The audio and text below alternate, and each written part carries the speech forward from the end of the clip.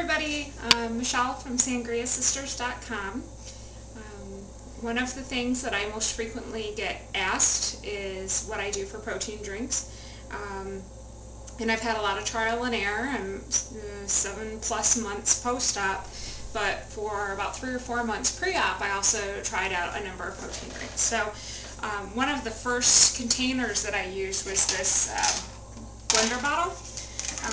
It's a shaker bottle essentially that has a bouncy wire ball in it. You can put your stuff in and shake it up. It works effectively. However, I use this so much pre-op that now post-op, something about it bugs me. It reminds me of cold protein shakes. It reminds me of a lot of ones that I tried that I didn't like. So I have some kind of like aversion to using this container now. But I would tell anybody to check it out because it mixes things up really well. So I won't be using that today, but wanted to share that with you.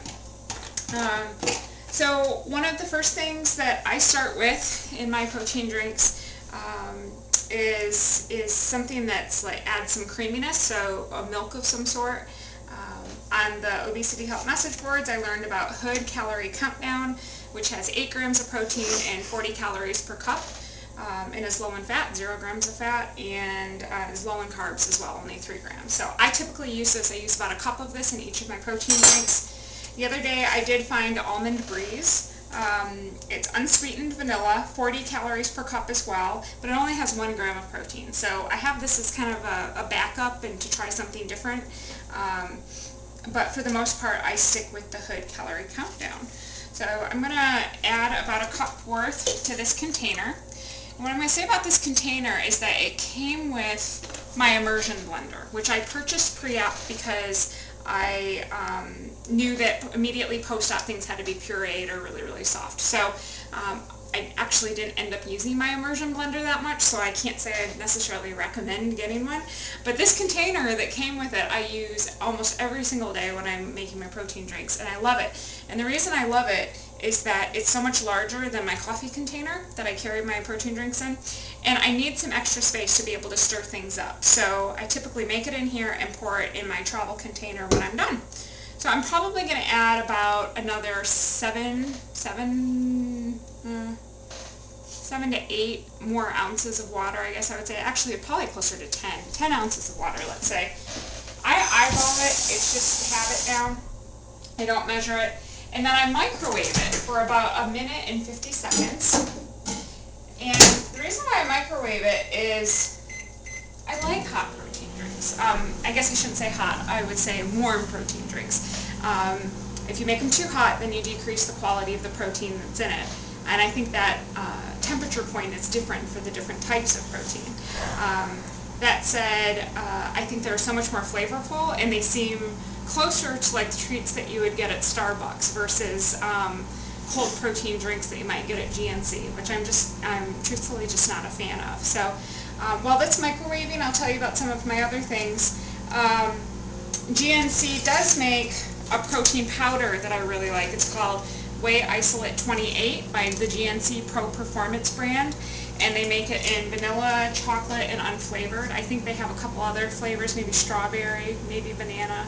I don't like the fruity flavors, not because I haven't tried them, but I just don't like fruity protein drinks. So I use the vanilla and chocolate the most. What I love is that it's about 130 to 140 calories per scoop.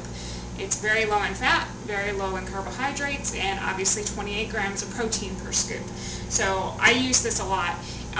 If you decide that you want to try it out, or you decide you want to purchase it, clearly you can get smaller containers, but I would say become a GNC member and purchase it the first week of the month because you'll get much better discounts. It'll be more affordable.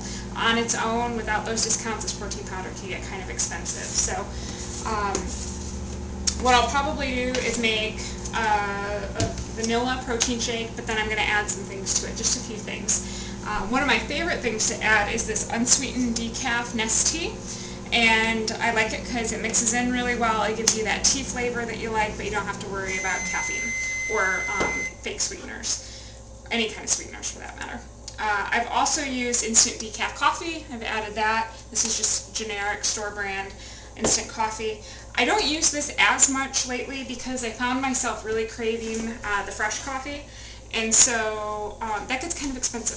Stopping at the Dunkin' Donuts or wherever in the morning to get a coffee. So I've got some brewing back here, some decaf coffee brewing, and when I'm done with that and it's cooled off, I'm going to put it in a pitcher and put it in the the refrigerator so that I'll have it all week, and I can make my own iced coffees, which I'll add a little bit of skim milk to and maybe some flavoring. So it sounds like it's done.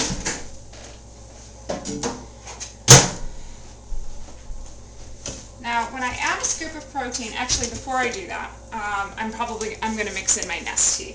And the reason being, this mixes in better the more watery your shake is. So I'm going to start with this first. I'm going to add about 2 teaspoons.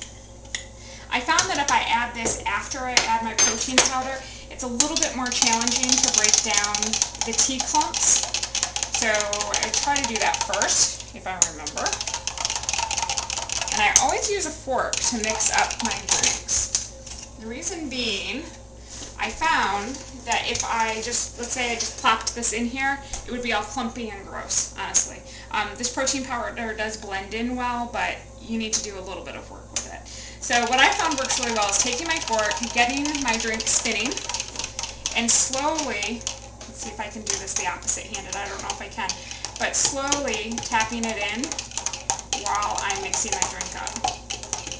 Okay? It's really awkward to do with the opposite hand you normally use. So I'm going to swap again. But typically, the faster I go, and the slower I go with pouring my protein powder in, the better it mixes up. Only just takes a few seconds. You can see I have no clumps. So that works really, really well.